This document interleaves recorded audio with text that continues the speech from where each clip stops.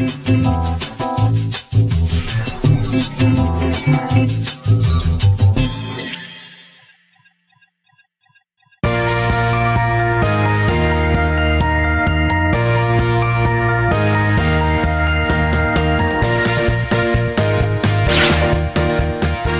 안녕하세요. 저는 한국경제신문 산업부에서 일하고 있는 황정수 기자라고 합니다. 주로 전자기업들, IT 기업들을 취재하고 기사를 쓰고 있습니다. 안녕하세요. 저는 한동대학교 정두희 교수입니다. 현재 임팩티브 AI라고 하는 인공지능 회사를 함께 운영하고 있습니다.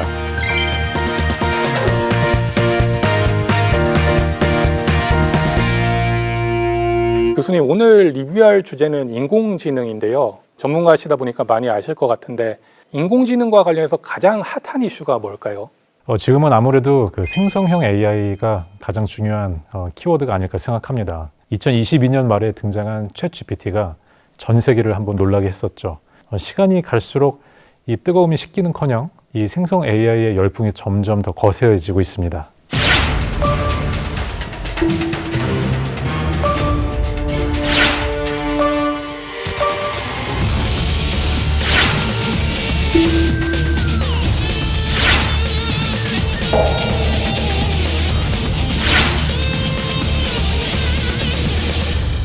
교수님, 왜 사람들이 이렇게 생성형 AI에 열광하는 수준까지 이렇게 올라가게 된 걸까요? 우리나라뿐만 아니라 전 세계가 생성 AI에 주목하는 이유는 이게 생산성 쇼크의 일종이기 때문입니다. 원래 생산은 사람만이 할 수 있는 걸로 생각을 했었거든요. 근데 이 프로그램이 말도 안 되는 방식으로, 그것도 꽤 쓸만한 수준으로 인간의 일이었던 생산을 해내고 있는 것입니다. 예를 들어서 디자인을 전혀 모르는 일반인이 애플의 자동차를 디자인해서 화제가 되었죠. 그리고 지금 보여드리는 것은 해리포터 바이 발렌시아가라는 제목의 영상인데요. 해리포터 등장인물들이 해외 유명 브랜드 발렌시아가 옷을 입고 모델이 되어서 등장을 합니다. 이 영상은 발렌시아가에서 제작한 광고 영상이 아니라 데몬 플라잉 팍스라고 하는 일반 유튜버가 4가지의 생성 AI 기술을 사용해서 만들었습니다. 이 영상을 제작하는 데 걸리는 순수 제작 시간은 한 10분밖에 걸리지 않았습니다. 오픈 AI의 달리나 아니면 미드저니 이런 이미지 생성 툴이 이미지 하나 만드는 데 걸리는 시간이 19초밖에 안 걸리거든요. 일단 물리적 작업 속도가 굉장히 빠르고 그 작업의 퀄리티가 꽤 괜찮다 보니까 이게 생산성 혁명으로 이어지고 있습니다. 교수님, 그런데 이런 생성형 AI가 실제 업무라든지 아니면 산업에 적용되면 진짜 엄청나게 큰 영향력을 끼칠 것 같은데 어떻게 보십니까? 이미 여러 현장에서 생성형 AI를 통해서 이 창조성의 혁명이 일어나고 있습니다. 미드전이나 달리2와 같은 이런 생성형 AI로 이 생산성 혁명을 일으킨 건축사무소도 있습니다. 굉장히 유명한 건축사무소인데요. 자하 하디드라고 하는 곳입니다. 데이터 같은 건 어떻게 수집을 해서 그렇게 결과물로 내놓는지 그런 게 좀 궁금하거든요. 자하 하디드는 그 나름대로 독특한 그 색깔의 디자인 패턴이 있거든요. 근데 이제 기존의 생성 AI 툴을 가지고 와서 자하 하디드의 기존에 만들었던 이 작품들을 추가 학습을 시킨 다음에 자하 하디드의 그 색깔을 반영을 하는 새롭고 혁신적인 디자인을 만들어내는 그런 생성 툴을 이용을 합니다. 현재 자하 하디드가 내놓는 여러 이제 건축 아이디어들의 일부분을 이런 생성 AI를 통해서 만들어내고 있습니다. 그리고 또 미드저니를 통해서 창조성에 대한 어떤 감흥을 요즘 느끼고 있습니다. 왜냐하면 굉장히 흥미롭고 정말 기발한 그런 아이디어들의 디자인들이 굉장히 많이 나오고 있거든요. 그 상추쌈과 드레스가 결합할 수 있을까? 과연 피자가 드레스가 될 수 있을까? 근데 미드저니에서 이제 상추쌈으로 만든 이 드레스 디자인도 나왔고요. 피자를 가지고 아주 그럴듯한 드레스를 또 생성을 해냈거든요. 이런 것들을 보면은 기발하기도 하지만 또 생성된 결과물들의 퀄리티가 굉장히 자연스럽고 품질도 꽤 괜찮다, 이렇게 생각이 듭니다. 그러면 한국의 비빔밥이나 이런 걸 활용해서도 드레스가 나올 수 있겠네요. 비빔밥 드레스 한번 만들어 보면 좋을 것 같습니다. 네, 기대가 됩니다.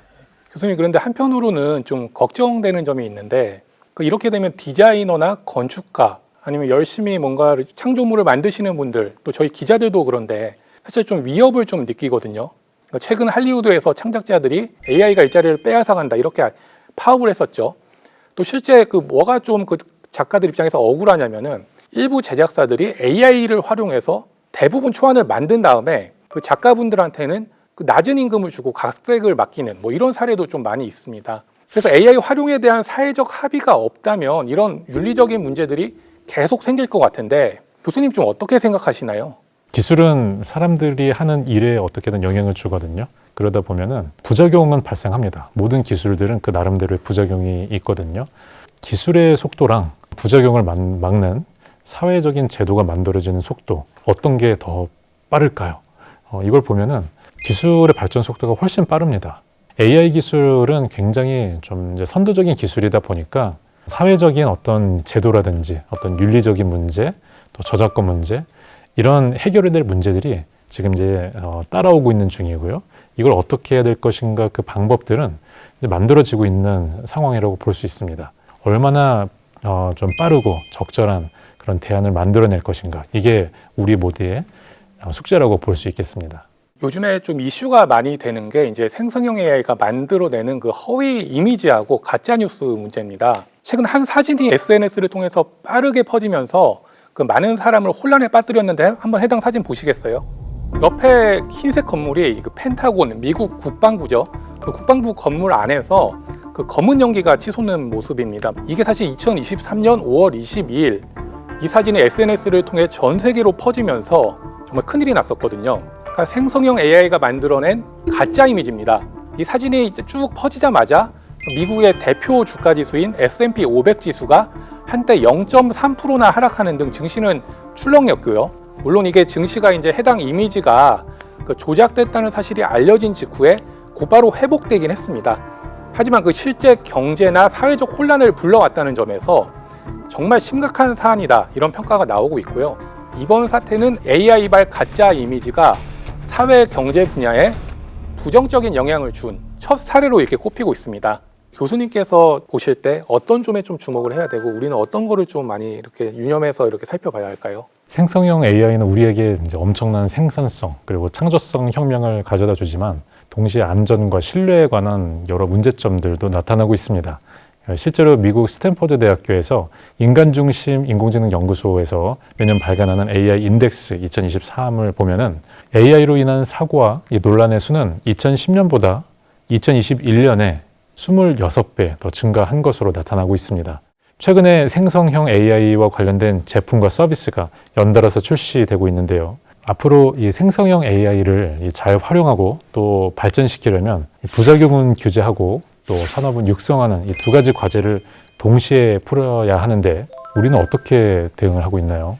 예, 또 우리나라도 나름대로도 ICT 강국이지 않습니까? 그래서 상당히 오래 전부터 사실 관심을 갖고 AI 산업에 대해서 좀 육성책이라든지 이런 게 좀 많이 나왔습니다. 정부도 특히 좀 요즘에 적극적으로 움직이고 있는데요. 그 지난 9월에 디지털 공동번영 사회의 가치와 원칙에 관한 헌장, 요즘에 그러니까 디지털 권리장전이라고 부르는데요. 이것을 발표를 했습니다.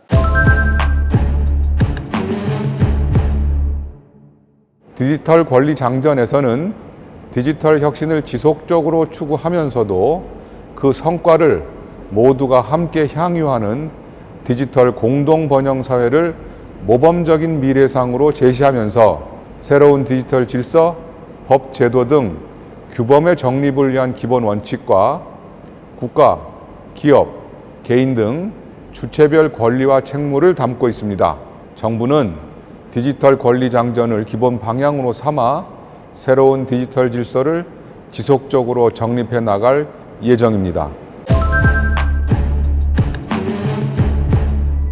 사전 고지 의무, 사업자의 책무 등 적절한 수준의 규제가 반영된 인공지능법 제정을 지원하고 법 제정 전에 분야별로 특화된 AI 개발 가이드라인과 AI 신뢰성 검인증 체계를 마련해서 민간 자율적 시행을 지원해 나가겠습니다.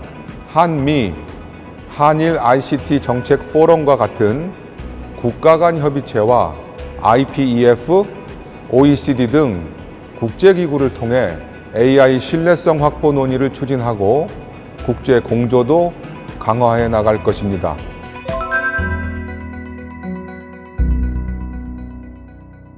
주요 내용을 한번 살펴보니까 가짜뉴스 확산 방지에 대한 기본 원칙, 그다음에 또 글이나 영상, 사진 이런 거를 창조한 사람들, 이런 디지털 자산에 대한 정당한 권리와 또 대가를 인정하겠다 이런 내용이 좀 들어가 있고요.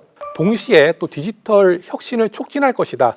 규제만 하지 않겠다. 뭐 이런 정책 방향도 담겨 있습니다. 앞으로 AI로 인한 사고와 논란을 예방하기 위한 사회적인 규범의 필요성이 제기되고 있습니다. 이를 아우를 수 있는 적절한 규제, 법안이 잘 마련될 수 있기를 기다려 보겠습니다. 세계는 어떻게 대응하고 있나요?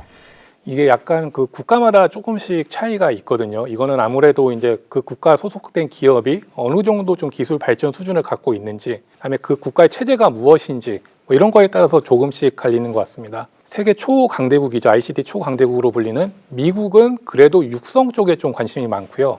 그래서 지난 9월 13일에 척 슈머 그 민주당 상원 원내대표 상당히 높으신 분인데요. 이분이 이제 그 빅테크 CEO들을 불러서 AI 규제에 대해서 일단은 논의를 했습니다.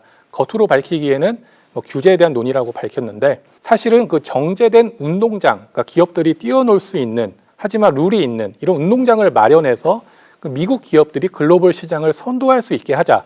이게 목표였거든요. 조 로프그린 그 민주당 의원, 우리나라로 치면 그 과방위 위원장 같은 분인데요. 이분은 자동차는 브레이크가 있기 때문에 빨리 달릴 수 있다. 저는 그 빨리 달릴 수 있다는 말에 좀 방점을 찍고 싶은데 최소한의 규제는 마련하되 기업들이 열심히 뛰놀 수 있도록 우리가 노력하겠다. 좀 이런 의미로 좀 해석이 되고 있습니다. 아까 되게 그 함축적인 단어를 말씀해 주셔서 공감이 됐던 게 있었는데 정제된 운동장이라고 하는 부분, 이 운동장이라고 하는 게 정제시켜야 할 대상일까라는 생각도 한편으로는 듭니다. 왜냐하면 운동장이라고 하는 것은 알아서 냅두면은 정제는 알아서 되는 것이고 그리고 운동장에서 이상한 일이 벌어지진 않는 곳이거든요.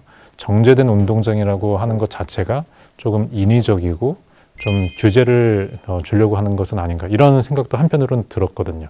기자님께서는 어떻게 생각하시나요? 저도 사실 우리 교수님 말씀에 좀 공감을 하는데 사실 그 정부나 이제 그 관 쪽에서 자꾸 이제 규제를 하겠다 이렇게 들이대면은 그 기업가, 그러니까 현장에 계신 분들 입장에서는 뭔가 창의적인 생각을 하고 뭐 서비스를 새로운 걸 개발하기보다는 이 서비스가 과연 규제에 걸리지 않을까? 국민들한테 만약에 의도치 않게 약간의 피해가 갔을 때 엄청난 타격을 받는 게 아닌가? 이런 식으로 좀 많이 좀 걱정을 하게 되더라고요. 많은 분들을 이렇게 만나서 여쭤봤을 때. 그래서 그 정제라는 표현의 방점을 찍기보다는 운동장, 자유롭게 뛰어놀 수 있게 기업들을 이렇게 기회를 주고 정부는 최소한의 자율 교실을 준 그 초등학교 선생님의 역할, 그러니까 스탠드에서 멀리 이렇게 지켜보는 이 정도 역할이 좀 합당하지 않을까 이런 생각을 하고 있습니다. 그래서 인공지능이 그 개별 기업을 넘어서 군사, 안보와 직결되는 국가 간 패권 경쟁이 사실상 시작이 됐고요. 우리나라도 최소한의 규제는 필요하겠지만 무조건 안 된다가 아니라 가이드를 주는 게 필요하지 않을까. 각국들이 이렇게 많이 이렇게 발의를 하고 있기 때문에 또 사용자 입장에서 또 기업 입장에서 유심히 좀 지켜봐야 될 그런 과제가 아닌가 싶습니다. 네, 오늘 되게 좋은 이야기 많이 나눴는데요. 한 줄로 리뷰를 한번 해주신다면 어떨까요? 그 오늘의 한 줄 리뷰는 행성형 AI는 그 야누스의 얼굴이다로 하겠습니다.